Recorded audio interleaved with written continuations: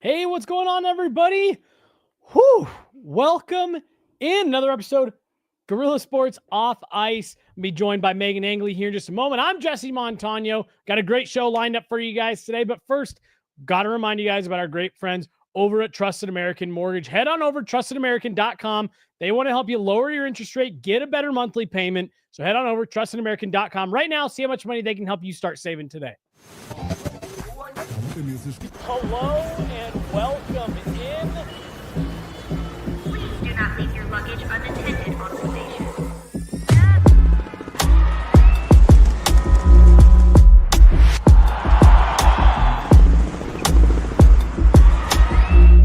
Welcome to the show. Hey, welcome in, everybody. How's it going? I'm Jesse. She's Megan. We got Chloe behind the glass today. Stanley Cup Finals. We got Olympic updates. We're barreling towards the draft, free agency. A lot going on, Megan. This is still the busy part of technically the off season. How you doing on this gross, gloomy day out there? I'm hanging in there, and I'm sorry if I look a little distracted at the start. I decided it was the perfect time for me to rewatch a few of the goals from Game 5. No, because there were two things that I remember from the game that I want to talk about, Nice. and I'm just making sure I pinpoint which goals they happened on. And actually, in doing this, I discovered another thing that I enjoyed. I only laughed because you said, I thought this was the perfect time to do it. It's like, no. Oh, shit, I got 10 seconds on the countdown. Yep, it's perfect. Let me get this pulled up. Nice. Yeah, it's been a really hot week, really sunny, really nice. So I was definitely a little like just like dark in my house today. With all the cloud cover and all that stuff. So it definitely had me in a little bit of a funk, like first thing this morning. But yeah, bouncing back, feeling good. I'm excited for Game 6 tonight. I am too. It is tricky territory for Edmonton. Yeah. Oh, I thought you were gonna say for us because like this could be it. That also is true. I don't want to be done watching hockey, but if the Stanley Cup was awarded to the team that deserved it, it's easy to say that it's Florida. Sure. This has been a really rough go of things for Edmonton throughout all of it, but a masterclass too in some of the things that Florida does well. And I always find the Stanley Cup Final, whether the Avs are in it or not, such a valuable learning tool for me, just as an analyst, watching this game, loving this game. There are so many takeaways that I can apply from this series to the Avs going into next year and just different ingredients for their success. And Florida embodies a lot of what that is.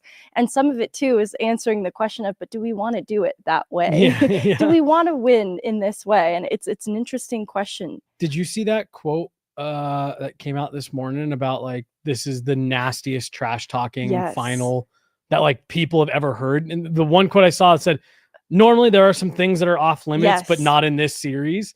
No boundaries, no, we don't go there. Yeah, right. I can only imagine too what some of that territory is that's being encroached on, but you can see it in the physicality and the way in which Edmonton became unraveled in Game 4. You can see how this is happening, and I believe it. Yeah. Megan, it's so funny. Like you said that this has been a bit of a struggle at times for the Oilers. I was talking to someone, maybe even it was Chloe, excuse me, earlier this week, how like I look at this team, this Oilers team, and like on paper they should not be here. I see real flaws and deficiencies in that lineup. With all due respect to Calvin Pickard, the goaltending has continued to be a mess. Yet is that not a testament to the top half of their lineup? That like, yeah, these guys are just that good. That way they'll win tonight. You're right back into the coin flip, one game away from winning a Stanley Cup.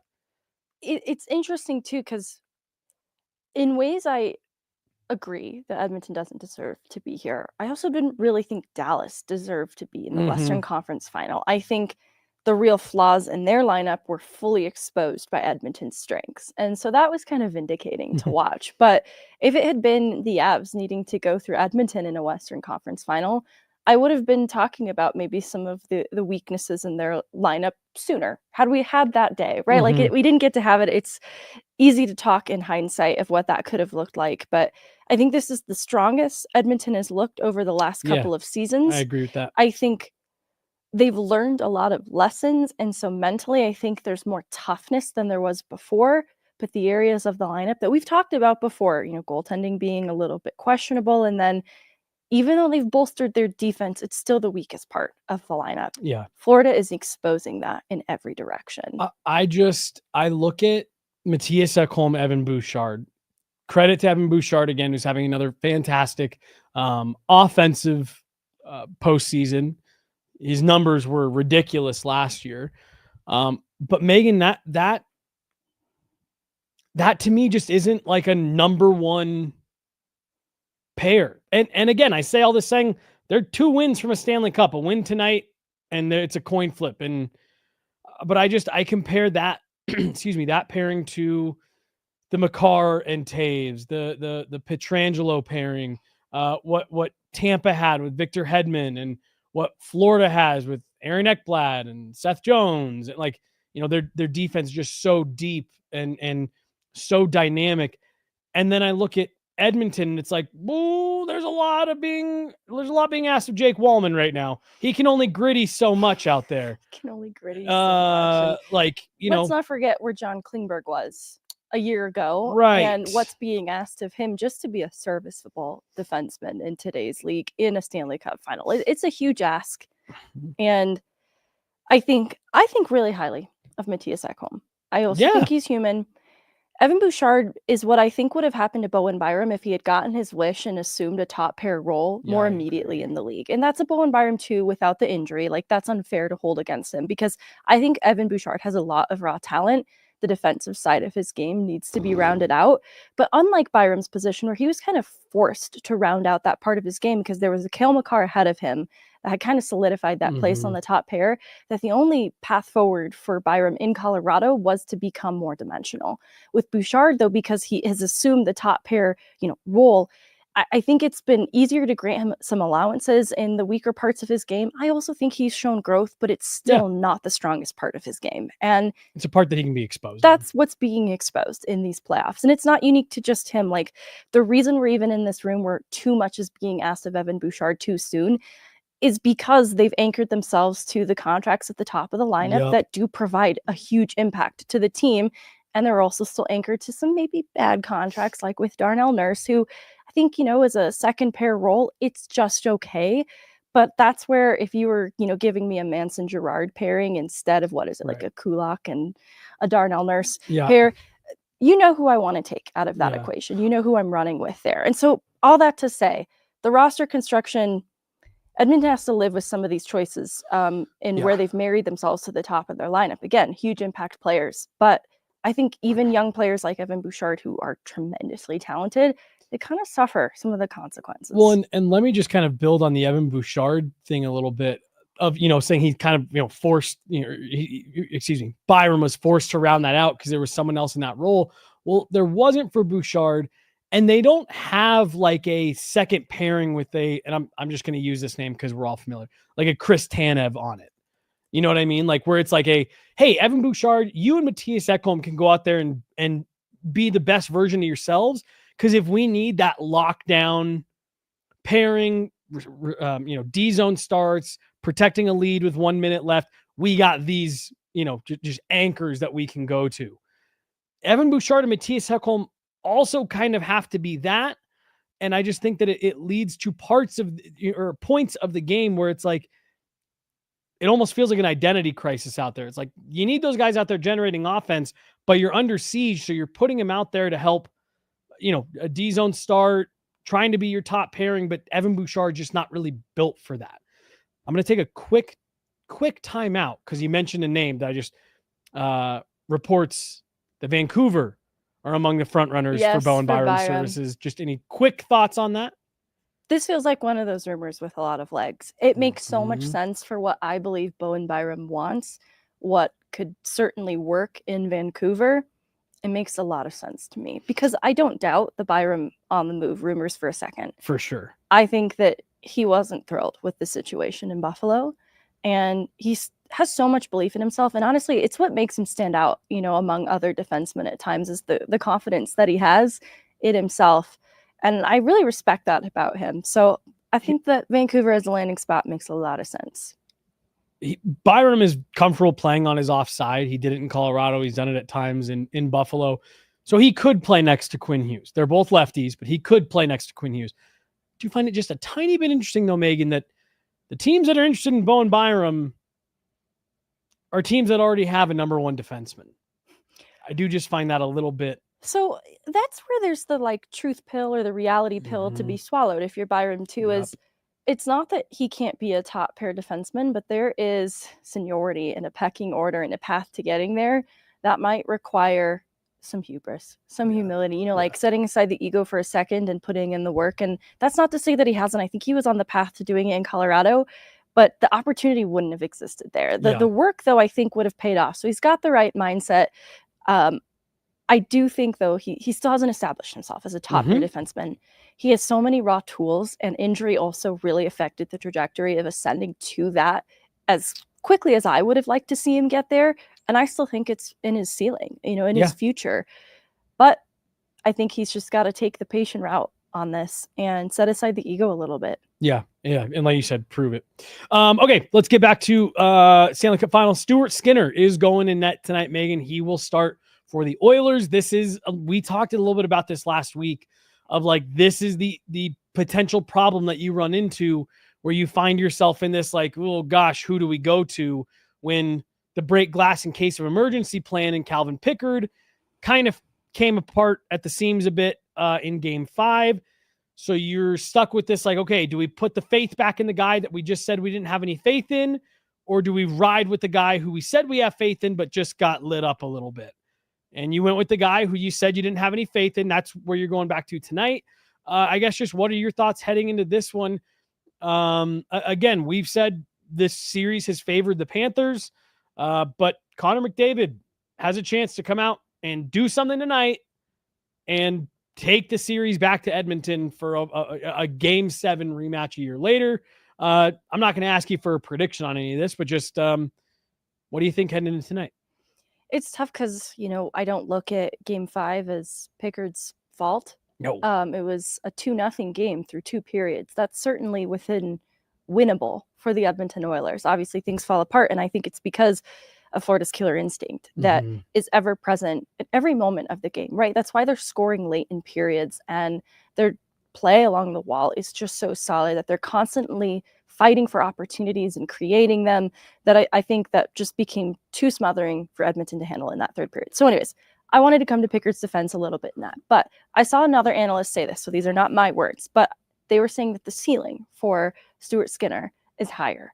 And I think when it's do or die, win or go home, maybe you do go with the guy who was more or less your starter. I get that was called into question more than other starters, but you go with the guy who has probably built a lot of trust with his teammates over the span of time, and the guy with the higher ceiling. It's tough because, again, I'm not really pinning this on Pickard. But unless you're Pete DeBoer, then you don't do those things. Then you want to ruin Stuart Skinner's Calvin Pickard's. I don't know. Yeah. Honestly, there's really no winning here for Edmonton. Right. But that's why it's kind of like, well, high risk, high reward is the way that I see it. Go win the game. That's the only way that we. Right. Because I don't know that it changes anything if it's Pickard to start. Like if they're going to lose this game, it's probably not because Calvin Pickard is in net, but they might win this game because Stuart Skinner is. And so that's where my head is at. Edmonton has a lot of work ahead of them because that killer instinct, like Florida wants to win the cup. Well, and here's what I was telling someone yesterday, Megan, like, and again, I'm one of the reasons I'm so anxious to watch this game tonight is for the storylines that we're talking about right now. But I just sit here and Brad Marchand, probably in December was thinking like, okay, that's all right. I'll retire with 1 cup. I'm going to work really hard to get back to the Olympics. And all right, we're probably on the downhill here in Boston. And now suddenly here he is with a chance to win another Stanley Cup, however many years later, 14 years later. And you've got, so there's that going on. People want, guys I'm sure in that room are wanting to win for him. But Megan, don't you also think that there's a lot of guys in that room that remember what games 4, 5, and 6 felt like last year and having to do this do or die game 7, and they were able to get it at home last year, not the case this season? I imagine that killer instinct that you're referring to, like there's probably a lot of guys in that Panthers locker room going, we're not doing this again. Yeah. We have a chance to put them away, and we are going to do every last thing in our power to put them away. Right now, tonight, in front of the home crowd, we're not getting back on the plane. And I think that that's going to be a really, really tough mindset to try to beat out if you're the Edmonton Oilers. You have to have the mindset of like, we did it last year. We're forcing these dudes back onto a plane. And I don't know. Like you said, that killer instinct that Florida not only possesses, but has shown off in this series. Yeah, Edmonton's got a tall task for him here. And I think it's going to be a great game in what has been an outstanding series. Yeah, I think you talked about depth earlier, and it's what stands out to me about the difference between these two teams. Edmonton can't win the cup if the only scoring contributions are Corey Perry and Connor McDavid. They're going to need more. And Florida's getting the depth contributions. I've been so impressed with that third line for Florida. I think a young player in Anton Lundell being a third line centerman for them at 23 years old, the responsibility that he holds, but all he knows is winning at this point.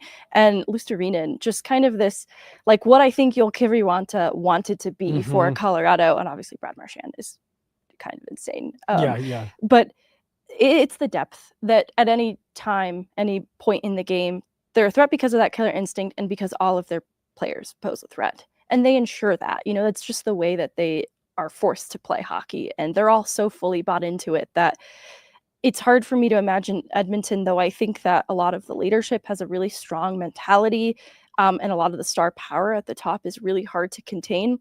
Because everyone's so bought in on Florida, they've been able to contain it. I was going to say they've made life really difficult on Connor McDavid in this series. They've made life really difficult for him. I point to the buy-in, and it takes everybody on deck. The Jared Bednar, no passengers. There are no passengers on Florida. No. It's why it works. Yeah. Game 6 tonight. It's going to be a ton of fun. It's Sergei Bobrovsky. The Oilers going back to Stuart Skinner. We'll see if that game will... Oh, that was the one last thing I was going to say when you were mentioning that a minute about like, I don't think you would lose the game because of Pickard, but I think you could win it because of Skinner. The Pickard emotional lift, I think only works like in the moment. Instantly. It reminded me of Francouz a lot. Yes, 100% in that Oilers series. And you know what was ringing through my head, Megan, was the Frankie chants in Ball Arena in Game 2 of the Western Conference Final when he shut out the Edmonton Oilers.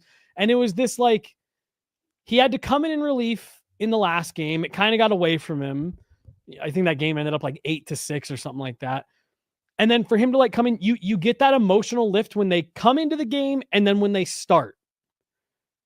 If they don't win that start, you kind of lose that, for lack of a better, that bullet to fire. It's like, yep, you've gotten the emotional boost. Now it's just, can they win you the game? So while I don't want to say I don't necessarily agree with going back to Stuart Skinner, but I think you make a good argument. Like, he's got the highest ceiling. If both him and Calvin Pickard give you their best game, you're probably going to go with Skinner. Have you seen the interesting storyline of Vanacek bullying? Yeah. The other goalies? And Stolarz did it last year. Why are we bullying? Why are we bullying? So yeah, I'm assuming it's something to do with where Stuart Skinner warms up. He like goes and gets in the zone and like and so yeah, they someone has scouted that and they're just sticking the Florida backup goalie this far from Stuart Skinner's face. And last year, Anthony Stolarz had actually turned around and was bending over. So Stuart Skinner's face was like this far from Anthony Stolarz's butt. I don't want to say what I will say, but I'm glad Calvin Pickard stepped in just to be like, cut that out. Don't know how effective it was. I don't think Vanacek did cut it out, but I'm with you. You can appreciate but I appreciate the relationship that Skinner and Pickard must have, and that's why I think this works better than it did like Swayman, Ullmark, Monty era. I think the goalie and the choices in net, I think it works a little more for Edmonton than it does other goalies because of who Skinner is, who Pickard is, just two really good guys. And I'm glad that Pickard stood up for him. Yeah. Should be a fun one tonight. 6:00 Mountain. I'll be tuning in. No doubt about it. Megan, the NHL is going back to the Olympics. Thank God. Doesn't feel real, but now it does with the preliminary rosters out. I'm really excited. This has always been some of my favorite hockey to watch. The skill level is incredible. And because, there's not a ton of emotional investment into any team or anything like that, like you can just kind of sit back and watch it for the love of the game. Do it for the love of the game. See, I say that to myself, but then I end up getting invested some way. And I start getting heated about things and invested in the outcome of things. And so it's unavoidable. Yeah, I'm just so looking forward to it. We haven't seen, Four Nations, technically was best on best, but kind of a weird tournament. Finland didn't get a fair shake of things. No, definitely not. I think Finland's got more to offer. Yeah, weird injury stuff. And then there was the weird roster rules. They didn't anticipate that teams would get so injured. They tried to kill Charlie McAvoy at one point. Right. So yeah, just, it was best on best. Now I do also have to say it won't quite be best on best, Megan, without Russia there. It's just the fact of the matter. That is a top 4, absolutely top 5 hockey country in the world. That is a true medal contender that won't be there. So we're going to get close to best on best. But I do just have to put that out there that geopolitical aside from purely talking about international hockey in a vacuum, it's a shame that Russia won't be there just for the hockey portion of the tournament. Well, I'm excited to get the Czechia representation because it wasn't, represented in Four Nations. Yes. And there is so much talent around the league there. So it'll be fuller representation of talent, but obviously the Germany Russian as well omitted from it. Yeah. Okay, and I was surprised JJ Peterka wasn't in the preliminary 6 for Germany. And I've seen some people say, it's because his contract hasn't been worked out. I don't think that's a reason. That doesn't have anything to do with it. No, I don't think that's a reason. I think you could have made that argument for if this was Four Nations, an official NHL sanctioned event. They don't want to. And I think he's going to make it. It's fine. I'll live. Right. I just thought it was among the names because I'm trying to now I'm going to pick someone out and be a bully. Scrambling, quickly. Right now I'm going to be a bully. I don't know. I like Nico Sturm. I love Nico Sturm, but I just feel like maybe he could still be on the German national team, and JJ Peterka could have been there. Yeah. Yep. And Anyways, Lucas Reichel's. You're right. He had an interesting year. But that was one that. What did JJ Peterka do? Right, especially because to your point, you can put all these guys on the roster I'm later. happy with it. Yeah, love it. Let me just run through them real quick. It's 12 countries, 6 players per country. France only has 1 NHL player that they named. So we've got Latvia. Wow, there's a couple of these guys.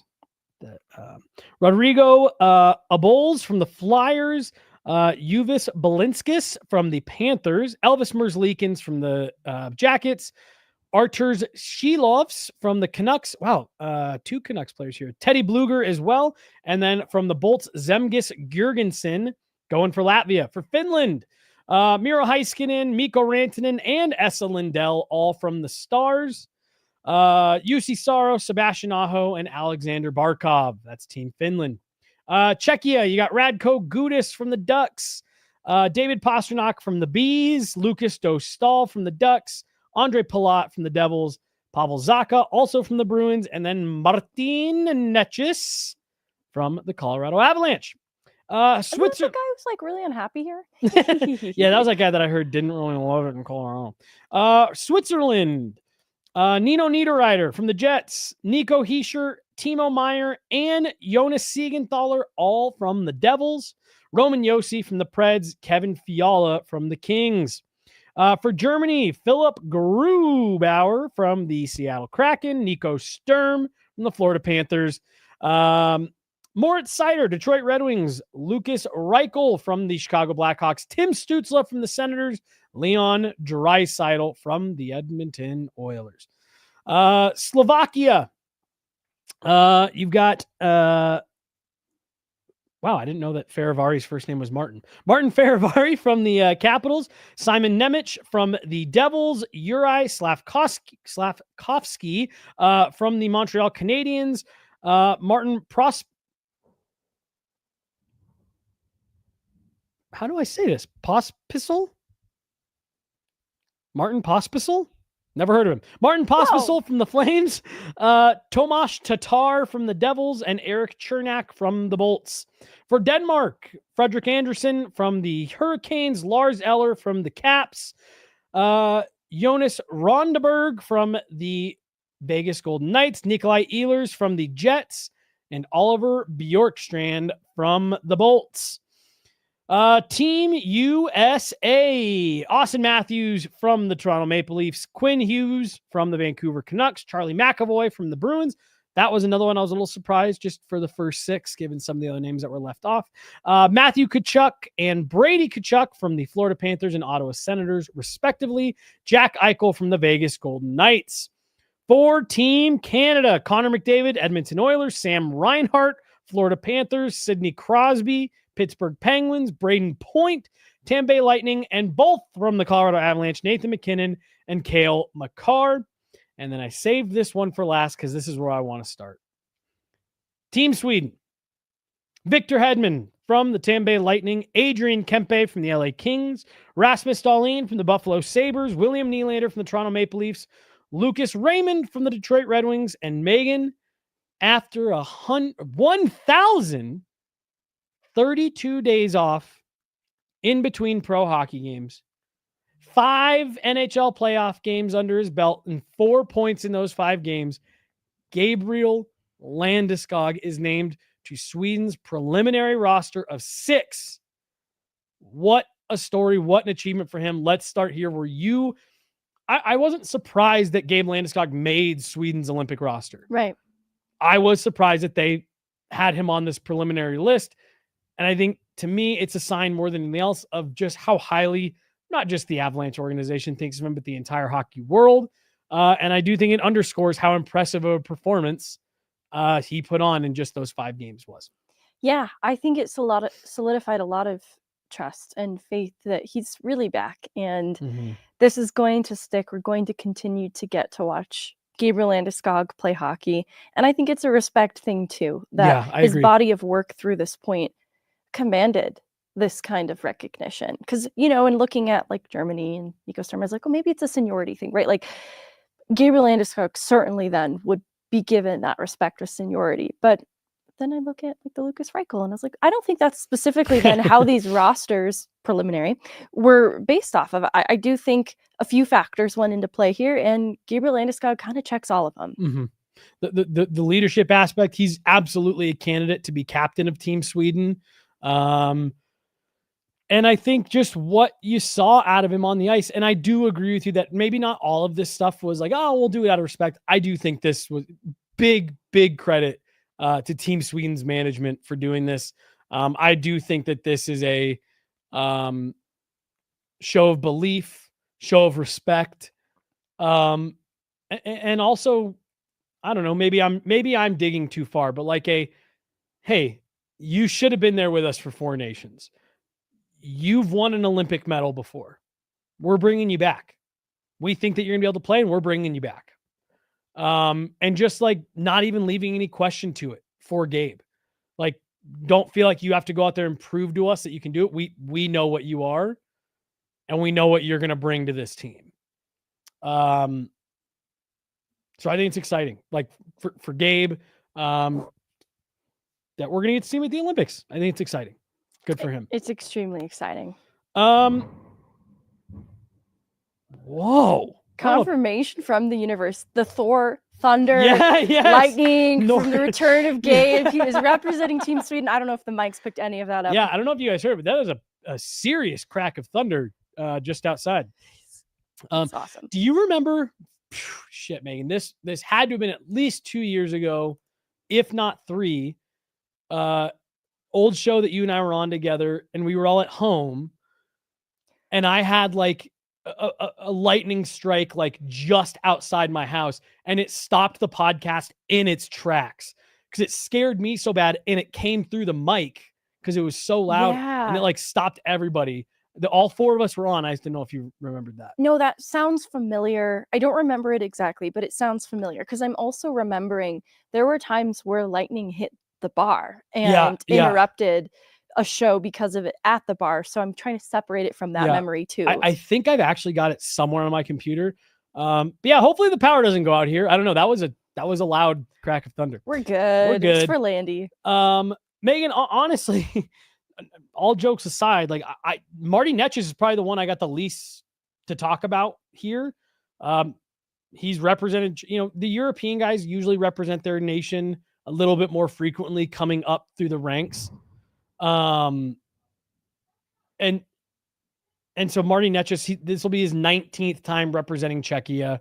And also just given the depth of that country, like I expect that Marty Netches is going to play a pretty big role there.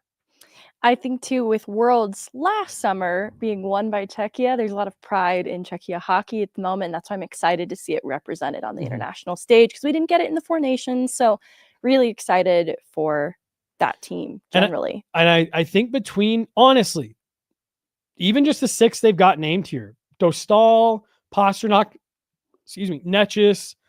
I like Andre Palat a lot. I think that's a team that can make some noise. No, I think so too. I think our phones buzzed at the same time, and so it scared me that it was like breaking news. Yeah. They signed Sam Malinski, according to Jesse. I'm sorry Czechia. To anyone listening, that is fake. But Czechia is real, and Lukáš Dostal is an amazing goaltender. Yeah, I think that's a team that can make some noise here. That's kind of funny. Yeah. But they could make some noise here. More thunder, you guys. More thunder. Just wanted to quickly, I know there's been a lot of confusion around Cale Makar's eligibility. So that's what I want to get into right now. Let's go there. Perfect. I'm going to be transparent with people. I had confusion around Makar's eligibility. I learned just a week ago that he was eligible to play, and his whole family was planning around it. So I want you to know just like how up until the news of this being announced, how I was even not sure, that had not been made clear yet. Yeah. Well, let me just add to that. I had spoken to someone last year right before Four Nations, and I said, I know this is an NHL event, so this doesn't matter. Is Cale going to be cleared in time for the Olympics next year? And I was told at the time, just before Four Nations, like right before the tournament started, Cale had already been named to that roster. I was told, yes, he has been cleared by the IIHF for any of those tournaments. He'll be good for the Olympics. I said, great. I reached out to a couple other folks to try to get that, secondarily confirmed. I never could. So like you, I was like, well, I think he's good, but I don't know for certain. Pierre Lebrun did reply to my tweet earlier this week saying he is clear. He will be eligible to play. Do you have any more insight though on if the eligibility from those players stems at all from, because I believe there's a verdict date coming relatively soon, correct? Yes. And so there's an independent review independent of that verdict, but we are expecting a verdict in July from Justice Maria Carucha. So keep an eye out for that separately, but this independent review is how these two things were separated. And let me just add in the clarification. We are talking, of course, about the 2018 World Junior Team Canada sexual assault case that is ongoing. 7 players, I believe. Seven or 8 players have been indicted on sexual assault charges. Every player who was on that 2018 World Junior team was placed on international suspension. Cale Makar has never been under investigation beyond that initial preliminary when they were trying to figure out what happened. He hasn't ever been listed anything. He wasn't even in London the night that it happened, I believe. I had heard that, and then I saw a photo of him, at least at the award portion of that weekend. So a little unclear on that, but confident he wasn't involved. Right. The fact that he wasn't involved. So it's not that he's under this sexual assault investigation, but really it was that entire team that they just kind of put a blanket, full stop international play. I just wanted to add in that in case people didn't know what we were talking about with the eligibility. Yeah. So there's an excellent Toronto Star article by Kevin McGran that has a little bit of information. So going back to Four Nations, early that February, we knew he was cleared for Four Nations, that there was this appeal process that he was a part of at that time, but it still hadn't been made clear in any sort of announcement that he was cleared for Olympics just for Four Nations. Mhm. And this article in Toronto Star says that the independent review occurred after May, part of the reason why Makar was not invited to the World Championship when the Avs were eliminated for Team Canada. Mhm. So this sounds like a pretty recent development as of sometime after May, sometime after Worlds, when, like McKinnon went out there. Yep. That's why Makar wasn't there. I don't think this independent review had been completed, but I still think this is a fluid situation with more information coming in, because I had heard mixed things about even the appeal process back in February.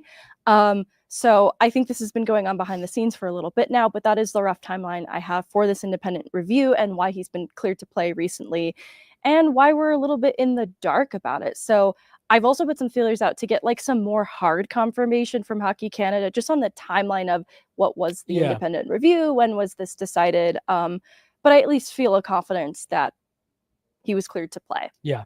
And the other thing, though, it wasn't said to me in this exact way, but kind of a little wink, wink, nudge, nudge.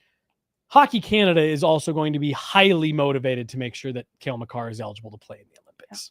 A pretty significant piece for the Team Canada. But Cale Makar was named in the preliminary roster, which is why I think there was a little bit of digging that started from several people. Like, is he good? Is he good to be there? Because he was named to the literally a week ago, and they're like, well, his family's planning to go. Yeah. So it's been known for a little bit of time, but I don't think it's been as much as people think. And the sense that I get now hearing you share that, I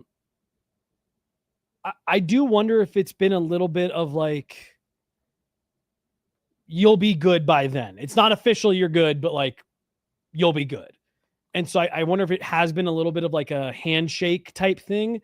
And maybe now since May, it's been officially approved for him to be able to be there. Because just weird things. I want to validate anybody who feels a little bit weird about that too, why it just hasn't been made clear when that independent review came back and he was cleared to play, why it wasn't just through a more appropriate PR channel formally announced. And I just want to validate anyone who feels weird about that lack of transparency, because Hockey Canada is in a place where that's really the approach they need to adopt moving forward, so that we don't find ourselves in weird situations in the future. And this felt like an easy thing to be more transparent about. So I think any criticism of that is kind of fair. And the confusion was felt on our side of it too. For sure. And yeah, like you said, why can't you be transparent about a guy who's been cleared of all this other stuff? Why can't you just come right out and say, hey, here's what we did. Here's what the independent review was. Cale Makar. I did see one tweet that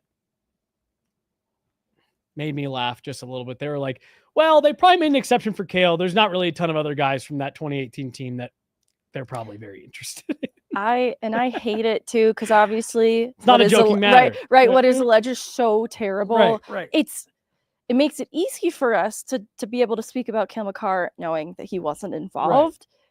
But we'd be in a really different place if that was murkier, and I don't even want to imagine it. Yeah. But yeah, Megan, all in all, I like you said kind of off the top there, this makes it feel a little bit more real seeing some preliminary rosters. And also it was never a question of if he'd make the team or not. Got to be happy for Nathan MacKinnon. This is a big deal for him. He's talked to us about that, that getting to represent Canada, not just internationally, but at the Olympics is that's something significant for Nate. I'm excited to see, because he showed care in Four Nations, and I think this is going to mean a lot more to him. He showed care even at World Championships. There are reports coming back there's some guys on this Team Canada team that are like, whoa, this dude's intense. That's why the upset was a little bit of a bummer. I think he needed Worlds this summer. I think the exit for the Avs it left such a stain, and he needed to channel his energy into something. So I think having that also ripped prematurely didn't feel good. Yeah. But I hope it just brings about a really intense Nate for next year, which is funny to say because he's already so intense. Take it up a level somehow. Well, let's talk a little bit about next year and what this might look like, Megan. We're going to get into just a couple names. I'm sure we'll spiral into different conversations, but let's start with the easy one, the one that's in-house. We put a post up. Was that yesterday or 2 days ago, Chloe, about Drouin? Yesterday. We put a post up yesterday. Alan Walsh just tweeted out all of Jonathan Drouin's stats. No reason in particular. Just tweeted out all of his stats and all that stuff. Clearly making a case for his client to the open market. And we put it out there. Should the Avs bring Jonathan Drouin back? Would you say it was split, Chloe, or was it more one way or the other?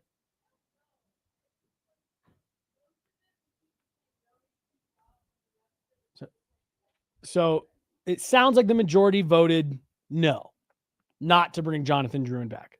Now, we've talked about it on here. I think at the right dollar figure, I think he can have a home here. Where are you at with Jonathan Drouin? I know one of the concerns that we've talked about is fit, not necessarily within the system, but where in the lineup does he fit? And if he fits on your third line, is that what's best for everybody? Yeah, it's tough. The early returns on the third line, it felt like a stylistic misfit a little bit. And it's an important part of the lineup too, that they really want to figure out a good solution for going into next year. But what's tough is the versatility that is Drouin. Like if he is going to be re-signing in Colorado for an affordable close to his last contract, perhaps even taking less, which is ambitious to even suggest, For sure. to be honest with you. But let's say he does. It's wonderful then to have such an affordable top six option that I think you can live with a little bit of what maybe isn't a great fit on the third line, but you also are taking a gamble that will pan out, that he can adopt the habits that he needs to in a third line role as readily as he embraced playing away from the puck and some of the commitment to the defensive side of the game that he needed to in Colorado. Seeing his willingness to do that, I want to give him some space to be able to then adopt to what's needed of him in a third line capacity. But all of this operates off of him signing a really team-friendly contract back-to-back years, right? Yeah. That was this last year, and it was hampered by injury. I think he'll be honest about that fact too. But at the end of the day, it's a business in ways too. Yeah. I still go back to the don't mess with happy. And so this door is open still in my mind.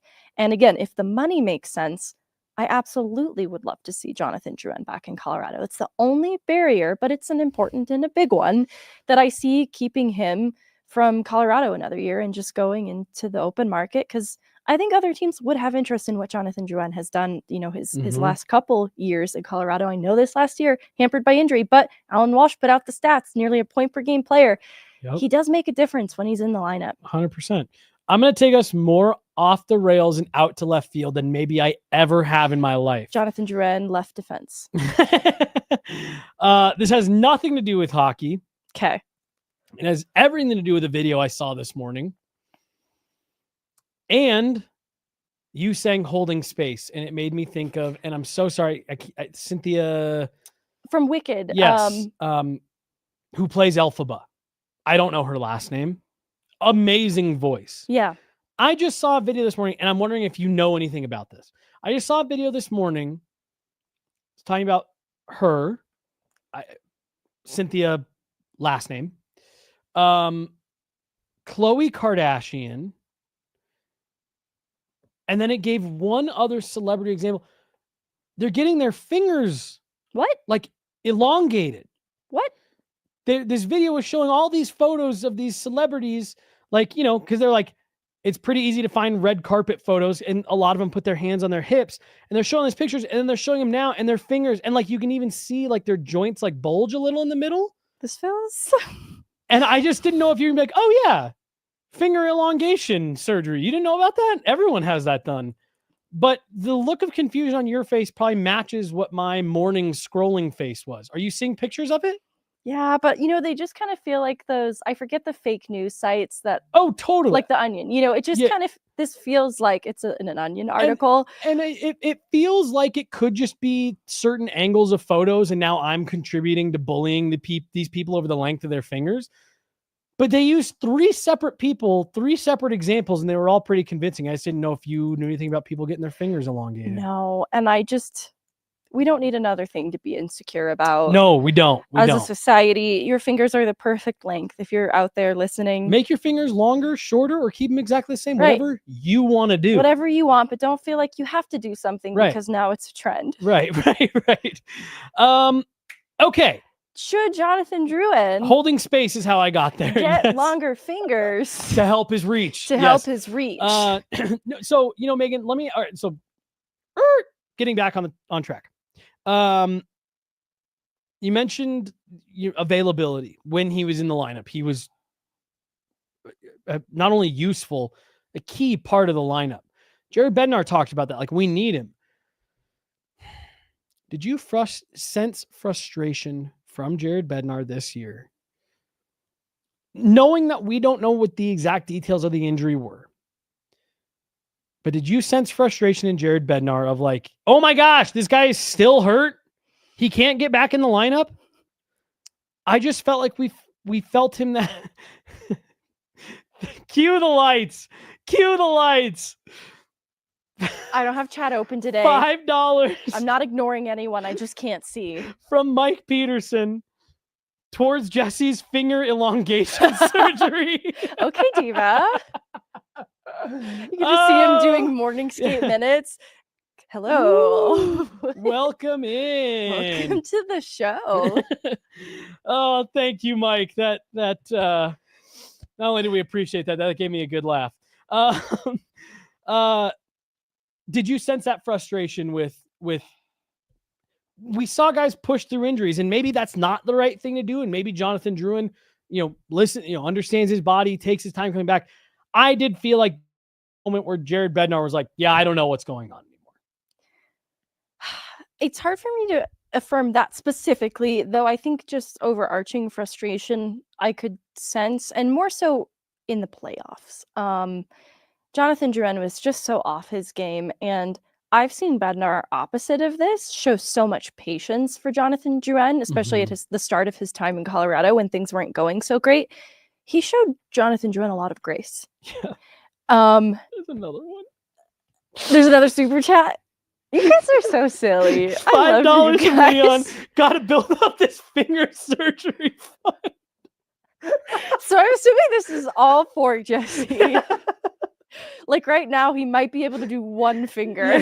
Hey, if I get this surgery done, maybe I could dunk. Just get it on the tips of my fingers. I'm disturbed. Oh god! But I love you guys for going off the rails and doing this. Woo! Thank you, Leon. $5 there. Jared Bednar did show a lot of patience with Jonathan Drouin at different times. So anyways, all that to say, I'm not sure how to read it. Do you know what I'm talking about, though? Like, do you remember that? No, I do. Portion of the season. Well, because, gosh, his availability was weird. And it honestly, too, maybe where I can affirm the frustration, and where I was pointing it to was we would be asking for updates. The length of time for his return, his injury, just kind of never was clear. And Jared Bednar's constantly have to answer questions he doesn't have the answer to. Because I think the nature of the injury was a little bit weird. And then the fact that it happened again, there was something that caused another issue. Like it frustrated Joe as well. Like he seemed upset as well. He definitely did. And this is my segue into why I'm nervous about Nikolai Ehlers. I love this player. It's a name that I've seen people show interest in, linked to Colorado. And this is a player I'd love to have in Colorado. But if you're worried about Jonathan Drouin's availability, you need to be worried about Nicky Ehlers too. That was just my 2 cents. I like both players. And I'm not going to hold it against Jonathan Drouin any more than I will another player that I would really like in Colorado. I think there's a path back for Jonathan Drouin here. But like you said, at the absolute maximum, it's how much money he was making last year too. And then likely it's probably gonna have to be less than that. All of that's under the assumption that like the Avs are gonna have to make some moves here to round things out. So I'm just assuming that like, okay, give Jonathan Drouin the whatever $2 million, you'll make it work. I saw this really funny like fan cam for all of Colorado's centers, and I just loved seeing a fan cam for Brock Nelson. Like, you know what I'm talking about, right? Where it's kind of, you know what a fan cam is, right? I mean, it's usually. I'm nervous now that you're hesitating so much on describing it. Think of the lens, like the gaze, and GAZE, like. The lens at which you're watching it through is just kind of like hyping up these guys as like real cutie patooties, you know? Okay. So like you see tons of fan cams for like the Hughes brothers. So seeing one specific too, I know. I have a lot Okay, of questions alright, about this, but all like right. I'm glad that the it boys of the NHL and the Hughes brothers are popular among a What? lot of like hockey TikTok Quinn girlies. Hughes is walking human He melatonin. looks like he is constantly disassociating, and I'm worried about him. He looks like he's about to fall asleep. I'm worried about him. I'm not trying to bully, but I'm just trying to set the stage here for fan cams to then He highlight. looks physically ill. I'm worried about him. Not to bully, though. Whoa, I just said like he's disassociating, okay? Anyways, leave Quinn Hughes alone. TikTok. Right, yes. To see one hype up like Brock Nelson. There's a better way for how I'm trying to word this, but like to see him in this lens was so funny. And then Jack Drury, the other, just like, these are kind of funny to see. You just don't normally get fan cams of these two guys, but obviously then McKinnon's in the mix, Charlie Coyle's in the mix. And someone was like, no wonder everyone is floating these names and rumors, you know, they want to ship out Coyle, they want to ship out, I don't know if other names have really been floated around, but they just want to dismantle like the attractive center depth that Colorado has. And I thought it was funny because I do feel like everyone's name is being put into rumors at this point. Yeah. Who else's name? Well, like not center, not center specific, but like now, you know, Charlie Coyle is going to be traded. Marty Netchus is going to be traded. Okay. Miles Wood and Colton I've seen thrown around too. There's just everybody's getting traded at this, according to the rumors. Yeah. The Charlie Coyle one, I'm not saying it won't happen. It just doesn't make any sense to me. It doesn't make any sense to me. I think some of that's being fueled by the guy we're going to talk about next, but like, I just don't think it makes much sense. Should we get into it? Yes. All right, let's talk about it. I do want to remind you guys about our great friends at Trusted American Mortgage. Before we continue this free agent conversation, they have a special promotion just for you watching this podcast right now. It's exclusively for Guerrilla Sports listeners. With a cash out refinancing mortgage, you can unlock your home's equity and bring your dreams to life. You can pay off your high interest debt and start saving today. At Trusted American Mortgage, they can close your loan in as fast as 10 days. On average, borrowers at Trusted American Mortgage who have done a cash out refinance saved over $800 a month. Megan, I could always use an extra $800 a month. And as a bonus, you may be able to delay 2 of your payments. So imagine what you could do with not only that savings, but a couple of months of not having to make that payment. And best yet, it only takes 10 minutes to get started. Trusted American has a special offer exclusively for listeners of this podcast. Apply this month and they will reimburse your appraisal costs at closing. That's a $650 value, Megan. See their website for full details and disclosure. Contact Trusted American Mortgage today by clicking the link, which is in the description of this episode, or go to trustedamerican.com/sports. You can call them at 833-733-4538 or 833-REFI-JET. Trusted American Mortgage is open Monday through Saturday. Check their website or Google business profile for hours. $800 a month in savings and a couple months of not having to make a payment. That sounds like the perfect time a year to be having this done. Give yourself an extra little vacation. Get out in the sun a bit. Go to trustedamerican.com/sports for their exclusive offer just for you great folks listening to Guerrilla Sports Off Ice. Megan, his face is on the thumbnail. His name has been all over rumors all week. Jonathan Toews is attempting to make a return to the NHL after missing a couple seasons with effects from long COVID. He's gone on a whole spiritual healing, body, mind, all of it journey. And he's ready to make a comeback. And Sportsnet's Chris Johnston is reporting that it is down to the Winnipeg Jets and the Colorado Avalanche, at least among front runners right now. This is a player who's in a unique position that he can kind of have his mind made up before July 1st. He's one of the few free agents that is able to start having these conversations now before July 1st. I guess just where are you at, Jonathan Drouin? I already did it. You guys. I already did it. Were we live when I was saying that? We weren't live yet. Because she almost messed up Jonathan Drouin, Jonathan Toews. I said, yeah, really the only reason I wouldn't want the Avs to sign Jonathan Toews is I'm going to mess up him and Devon Toews. She goes, well, what if you say Devon Drouin? And I just said Jonathan Drouin. I'm already messing it up. when I was thinking about what I wanted to say, and sometimes I speak aloud before I go on a pod, Mhm. I was saying Jonathan Drouin when I was trying to talk Yes. about Jonathan Toews. And maybe it's because there's only one Jonathan that I really, really want to Megan's see. only got room for one Jonathan. I've got in room her for heart. one Jonathan, and that's JD, not JT, which sounds very similar. Where are you at, Jonathan Toews? The reports that we're hearing, and I guess how you think that would affect the roster that we're looking at here for the Avs. Well, it would certainly indicate something a roster player is moved out, because it wouldn't make a lot of sense. I'm seeing him, we've talked about this, in a fourth line capacity, and I think with news of Logan O'Connor's injury, it's opened up some opportunity to round out the bottom six in a slightly different way. But, are you moving Jack Drury from centering that fourth line? Because he was a part of this Mikko Rantanen return, and I think he's made a lot of sense on that fourth line. That's really where I'm imagining him. Maybe there's higher upside for Toews too, but he's missed some time, and I'm not sure where his body will be at with respect to dealing with the effects of long COVID, how that'll hold up over the course of an NHL season where he'll be turning 38 years old. Mm-hmm. And look, I'm looking at Brad Marchand, and I'm not saying that Corey Perry as well. He's incapable. You keep his name out this. Oh, he's had a good final. That was all I meant. he's had a good final. I think Zach Hyman's injury is affecting Edmonton in a huge way. It's like we wouldn't really be talking about Corey Perry in this way. Anyways, I just didn't want to talk. Older guys are having their moment right now. Older guys are in right now. So it's just the missed time, the unsure effects of the long COVID, where he'll be at going into this year.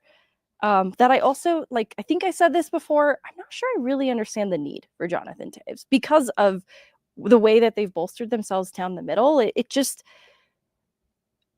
they would have to then change what they are right now to accommodate Jonathan Toews. And you're accommodating such a risk. And I get that the accolades to his name, 3-time Stanley Cup champ, 2-time Olympic gold medalist.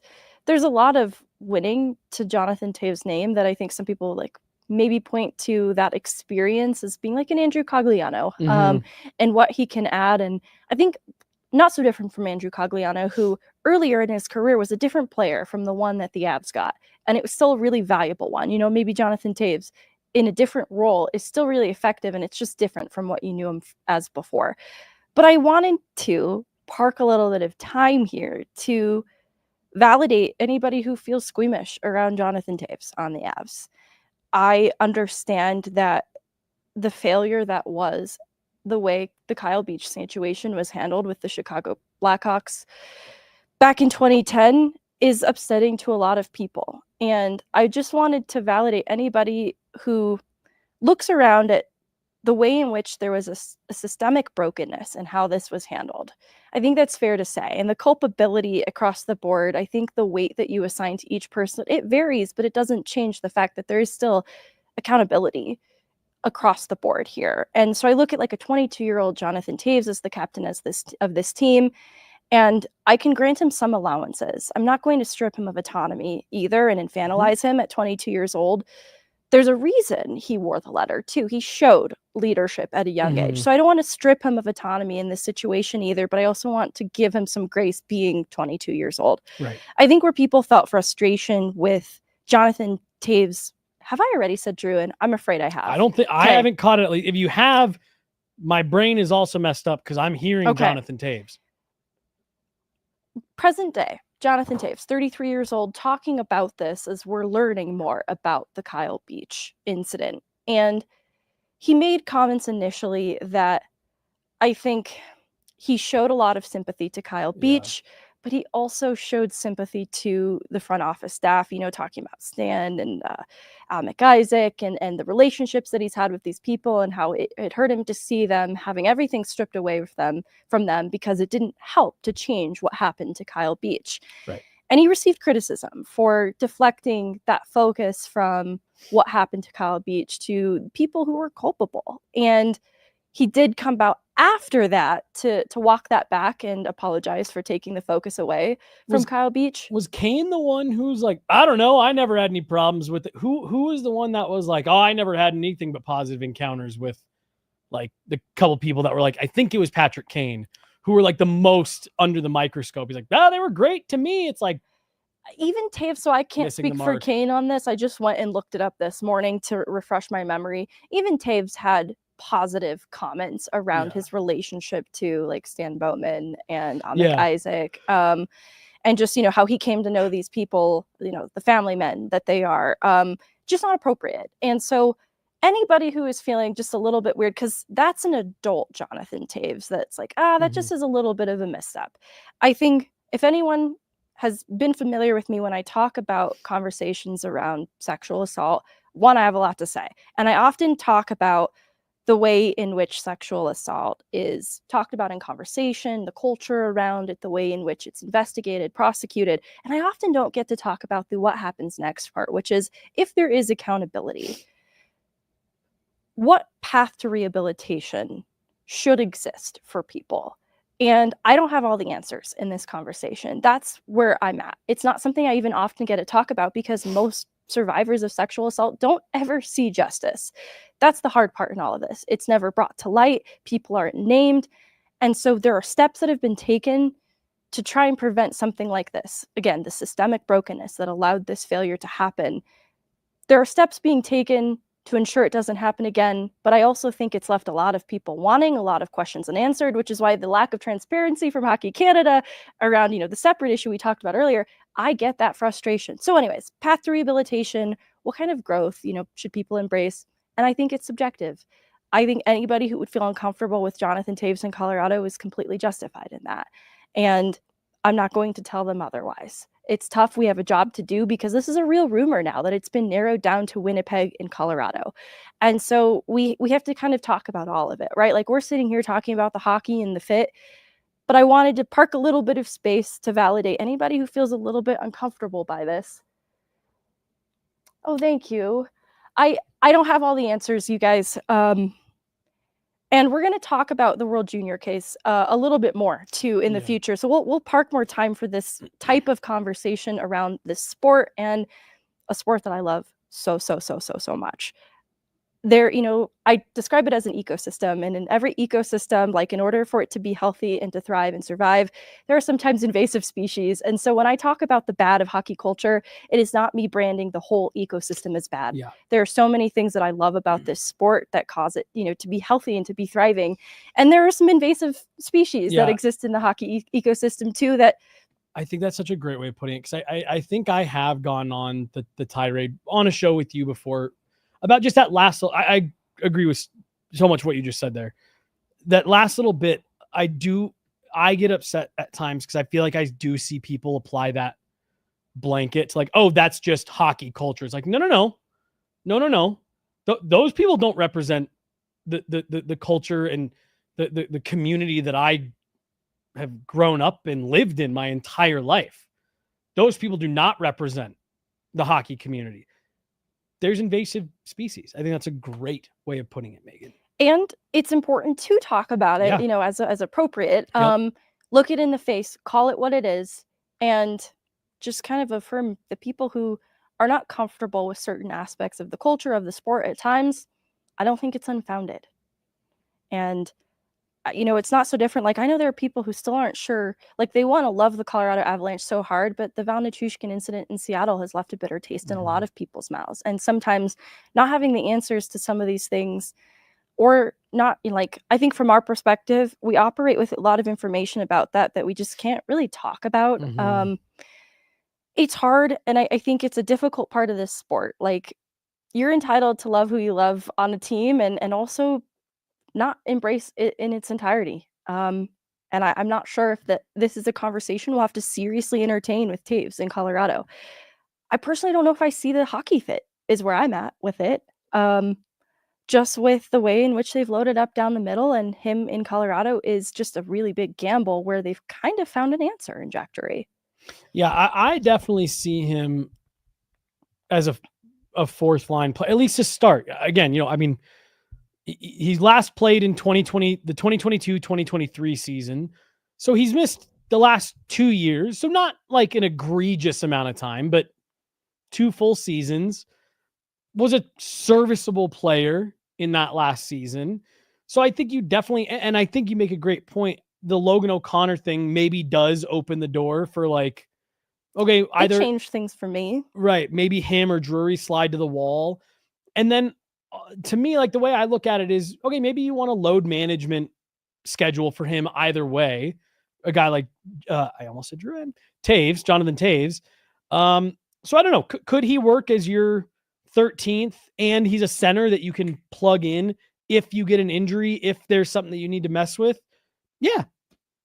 Because to me, I think Jonathan Toews, you're talking a 1-year league minimum for a player like this.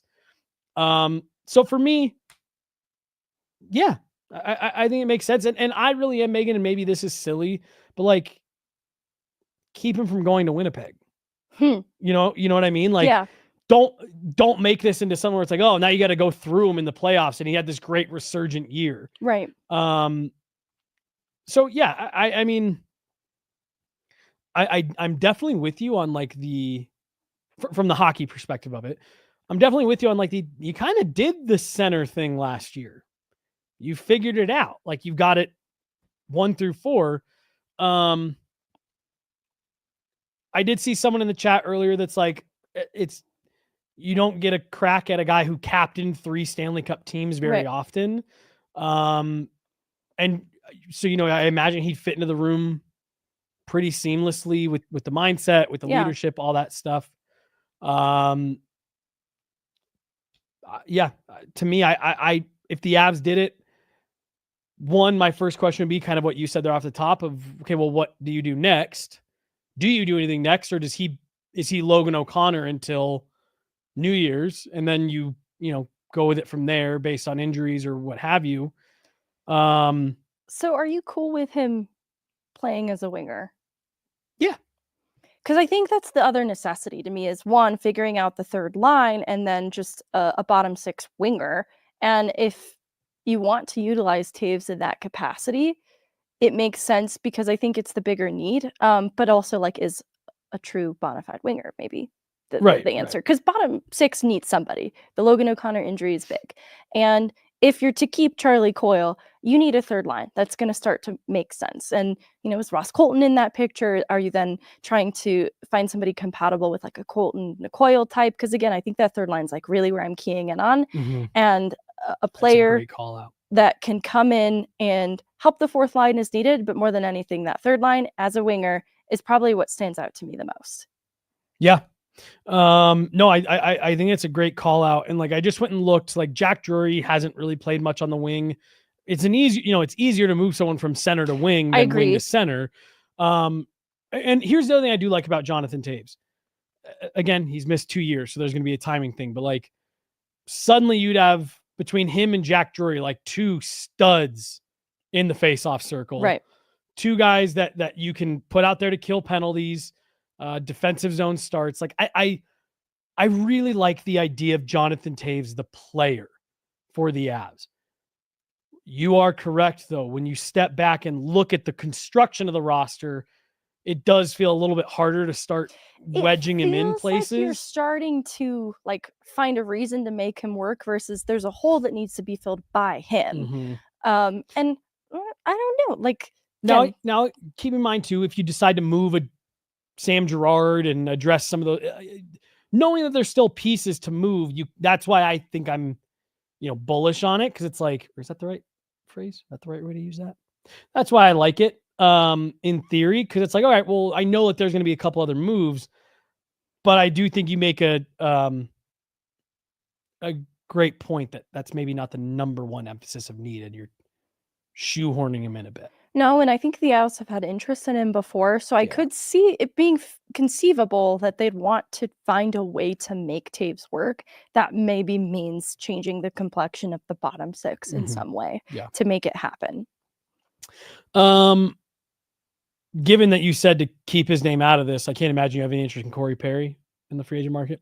There was a comment that came through the chat. Just thought. I feel like people want to just get me riled up. Well, let's rile you down because we're already over an hour, so we're going a little bit long.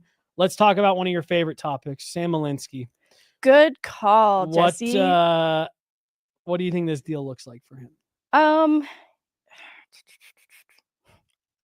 Anything he wants. 7 mil sounds good. 7 by 7. Yeah, 8. Make it 8. 7 by 8. Yeah. Perfect. This to me is a kid that I think you try to get as much term out of him as you can. I see the value in that. I think he's a good investment. And I was thinking about Sean Walker the other day. Like, I think that that's kind of the player comp I'm at, but I don't even want to give a ceiling to what Sam Malinski can be. And I saw the price that the Avs paid for Sean Walker, and I think that they can get more out of Sam Malinski, the evolution of him over time. Because, we talked about Byram and where there was this need to round out his game that was drilled into him because of what his path forward looked like. And I think there is so much room for growth that you can realistically promise Sam Malinski, like, hey, here's what you're building towards. I'll show you. This second pair role that you've moonlighted in, this can be a more permanent thing for you. Here are the steps to getting there. And I think where the term would be intriguing to Malinski is that would be confirmation that there's belief in him. It would be putting trust and faith in him. Because I think this last year, the period early in the season, like great training camp, great start, gets benched for a couple games, comes back hungrier than ever, especially out of that Four Nations break.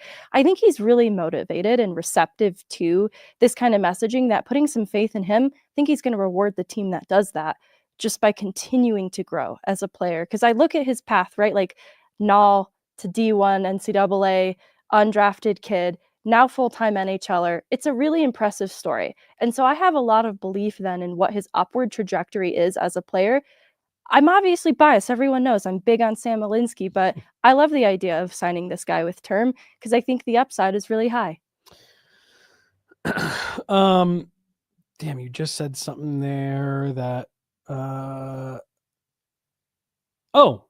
when you said, full-time NHLer, this past season was technically his rookie year, but I kind of looked at that as his sophomore season. I get why. He played 23 games the season before. He had a full pro season under his belt between almost 50 games in the American League and 23 more games in the NHL. That's your first pro season. That's a solid taste of NHL action. That's a full year of pro. I don't know, Megan, do you think you get him to sign like 4 years, $8 million total? So 2 per year? I think we're in the 2 per year. I do. One, I think there's even more projections of the cap going up and up and up. And I just saw like the last free agency a summer ago, different mode. What am I trying to say? Different form of defenseman. There's a way better word. But it was like the stay-at-home defenseman type going for huge money, kind of like, oh, I think that's way too much. Certain like archetype. Yep. Not necessarily Malinski's archetype. Like I look at the way in which even a Sean Walker really has to demonstrate functionality in this league, in the way that a Tyson Barrie, not really as a bona fide NHLer anymore, is surprising to me. Malinski has to add that dimension to his game, but I think you're easily $2 million per year, just based on what I've seen trending with defensemen as of last year and where I think he can grow to. And those player comps that I've provided, I think it's easy to put him in that category. I think if you could get him locked down for the next 4 seasons, about $2 million per, I think that's a contract that'll age really well for everybody. I got nothing else. What about you? I think that's it. Are you sure? Yeah. You don't have a page more of notes on Sam Malinski? That's for like its own pod. Oh, right. Okay, that's for the show. We haven't done a Trent Meyer pod in a while, and they need to qualify him too, you guys. So, damn. All right, we'll save that one because now I want to talk about that with Nabokov signing on loan for the KHL. This is kind of Trent Miner's last dance. This is a shot here, and you only got one shot because opportunity knocks once. She's Megan. I'm Jesse. We got Chloe behind the glass. This is Gorilla Sports Off Ice. We'll be back at it P&P Friday, right? Okay, so we've moved it around. And we'll keep moving it. Yeah, no. I just want to make sure I was doing it right. Yeah, never let them know your next move. Guests coming on. Yes. Got a nice special guest lined up for Pucks and Prosecco. So we got more content coming your guys' way this week. And who knows if this rain breaks, maybe I'll bring my real shoes and I'll just go dunk, guys. Don't worry. What if I can dunk in cowboy boots? I would be really excited. I don't think I can. That would be our most viral video yet. Yeah, Megan, Jesse, Chloe, and John back there. Thanks so much, guys. We will talk to you later. Have a good one. Bye. Bye.